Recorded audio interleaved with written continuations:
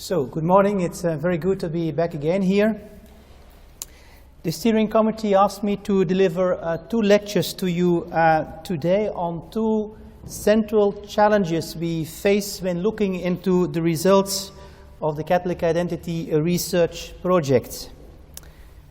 One of them is the difference between Christian values education and recontextualization as foundation for Catholic schools today. That will be the second lecture this afternoon. And this morning they asked me to deal with some elements of the post-critical belief scale. The title we have chosen for this lecture is Faith as Walking on Water. And we will discuss the meaning of the post-critical belief scale as a way to see the building blocks for Catholic school identity today. That's the agenda for this morning.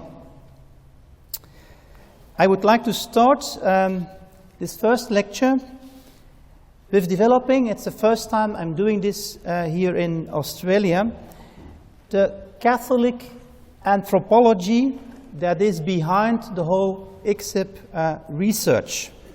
What are the presuppositions, the theological, the anthropological presuppositions of the work we are doing here?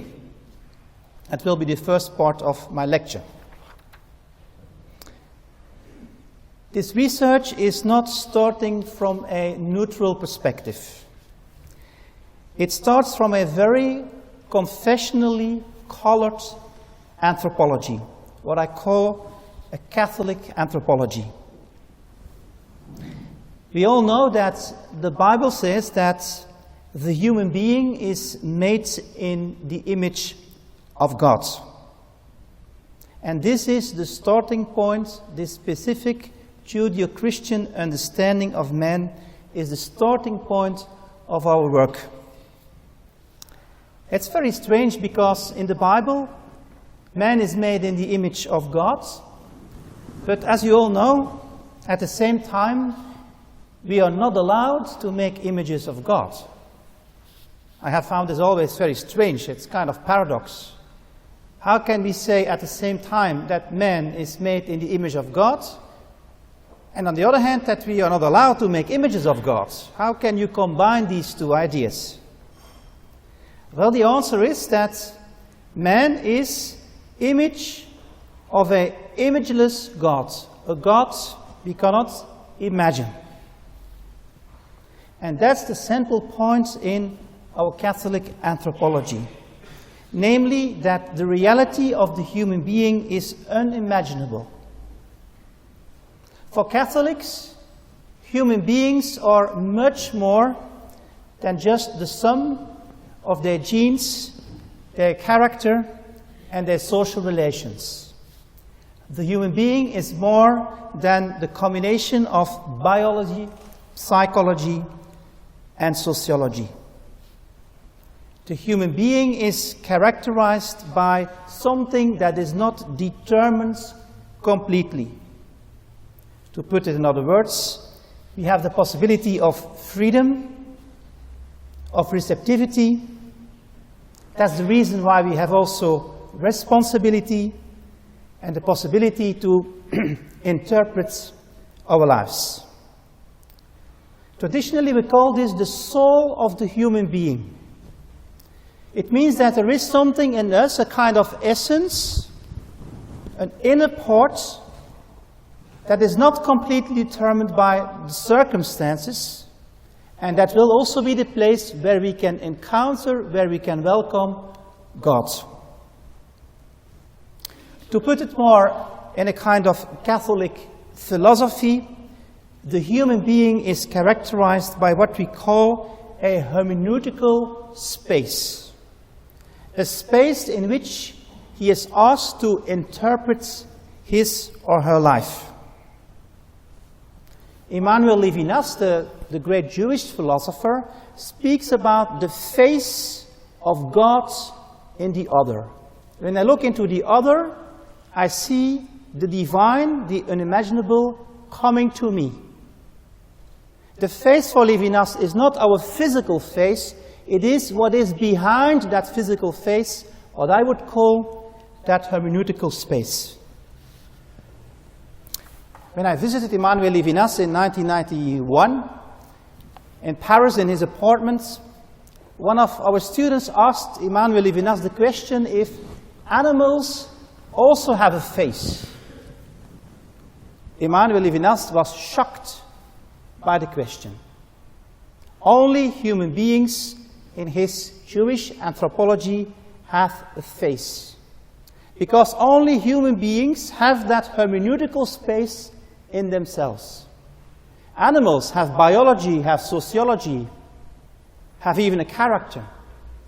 But animals have not the possibility to interpret reality, to transcend their own reality.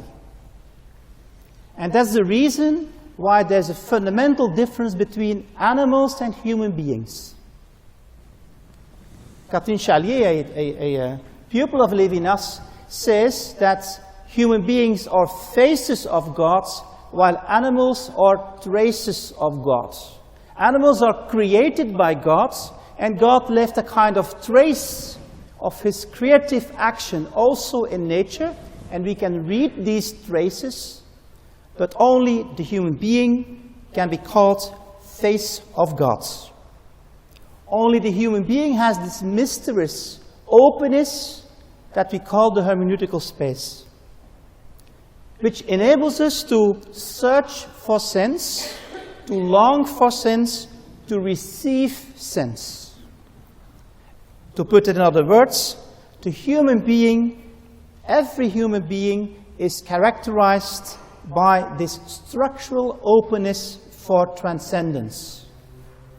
And of course, we can lose that openness. And we can become what we in philosophy call hermeneutically paralyzed. And that happens in the book of Job. Job is suffering so much in his body that he can no longer open himself for the mystery of reality. And he says to God, "Where are you?" And God does not give an answer. God says, "Where were you at the beginning of creation? Do you see still? Are you still open? Are you still receptive for the meaning of life? Or is your hermeneutical space closed?" The same with Jesus on the cross. When he goes for God, pain closes our hermeneutical space. For Catholics, every human being deserves unconditional respect, starting from the conception, because in the conception already, the hermeneutical space is potentially present. Until illness and death, that means at the moment that the hermeneutical space is closing itself again. So the human being is here characterized as having transcendent capacities. Catholics are inclusivistic. They will say that every human being has this hermeneutical space. And when I'm opening a Catholic school, I will invite everyone, and I will respect everyone as if he has a hermeneutical space, even if he is in my Catholic anthropology or not. It implies also that for Catholics, all human beings are structurally connected with each other. Since we are children of God, we are intrinsically each other's brothers and sisters. A Catholic pedagogy will start by opening the hermeneutical space in every child, in every young person, in every adult. It will learn students that nothing is evidence, that we are sensitive for the ups and downs of life, for beauty and constellation, for pain and suffering, for the mystery and what we cannot understand, for the merciful character and the harsh sides of reality, for the fragile, vulnerable, debarred neighbor, for the frailness of nature, for the longings of our hearts. Our hearts long for fulfillment because we are confronted with that hermeneutical space. Nothing is evident. Everything is given. And Catholic education should touch not only intellectually, but the totality of the person in the discovery of this hermeneutical space. First step. Second step, this hermeneutical space of every human being is already furnished, is already occupied. Nobody is neutral. We cannot start autonomously from scratch. We are all touched by reality. That means everybody possesses elements of the truth, but nobody has the complete truth. Nobody has the perfect fulfillment of the hermeneutical space. It also implies for Catholics that no one is without sin. No one lived detached from history. Nobody has a perfect fulfillment of that hermeneutical space. I'm not speaking for 5 minutes. I have already made 10 mistakes, and I have already made 5 people angry in this room. I'm sure. Yeah? I cannot give a perfect speech that fits with all your hermeneutical spaces. I try to open them, but the way I will furnish them will conflict with how it is already occupied by our own life stances, by our own convictions. And that is also what Catholics understand as original sin. Original sin, in fact, means that we cannot really live a perfect life. I compare for my students original sin sometimes with toothpaste. You know, when you open a tube of toothpaste and you start using it, you can never go back to the original state of the toothpaste. You can never put it in again and close it perfectly. Our life is like a tube of toothpaste. It's opened in a certain way. That's what I mean with the fact that the hermeneutical space is already occupied. It also implies when we invite children and young people in our schools that they do not come as empty vessels to be filled, but that already they bring a lot of things in their hermeneutical space to us.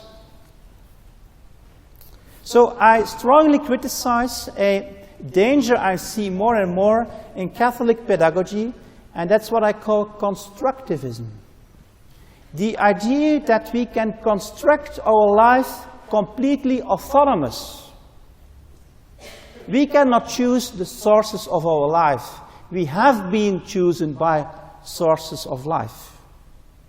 I can only choose my personal identity up to a certain extent. It is marked by many things. The fears and the dreams of my parents, the structure and the climate of my family life and my place in it. Was I the first or the last child?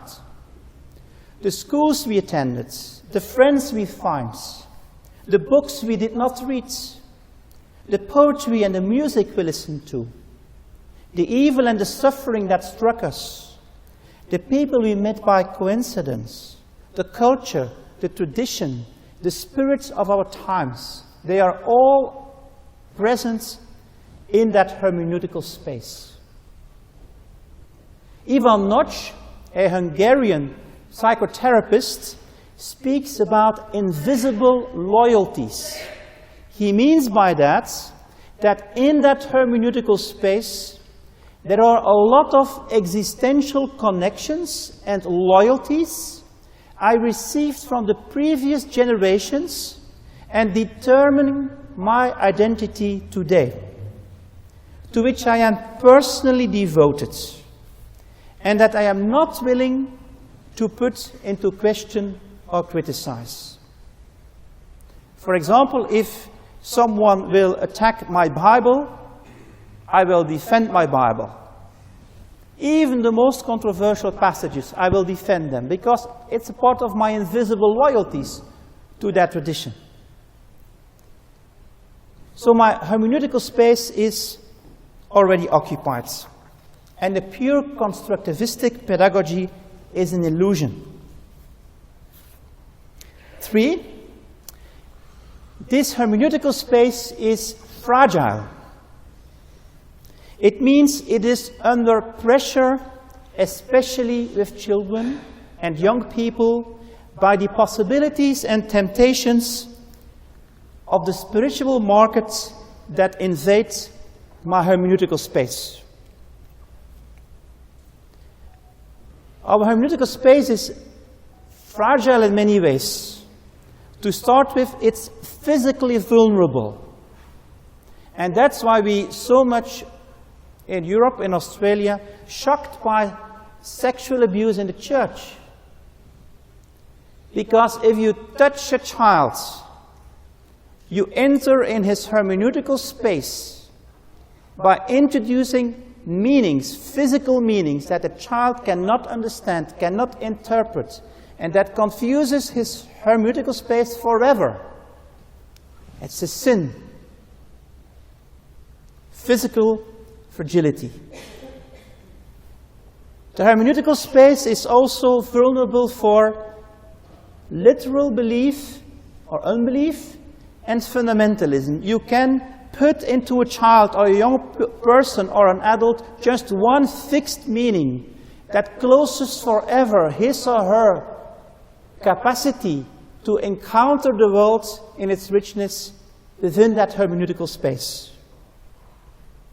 The other danger is that in that hermeneutical space, you put in so much meanings that are so confusing that there is no longer any orientation and we do no longer know what to do with our lives. Relativism and nihilism.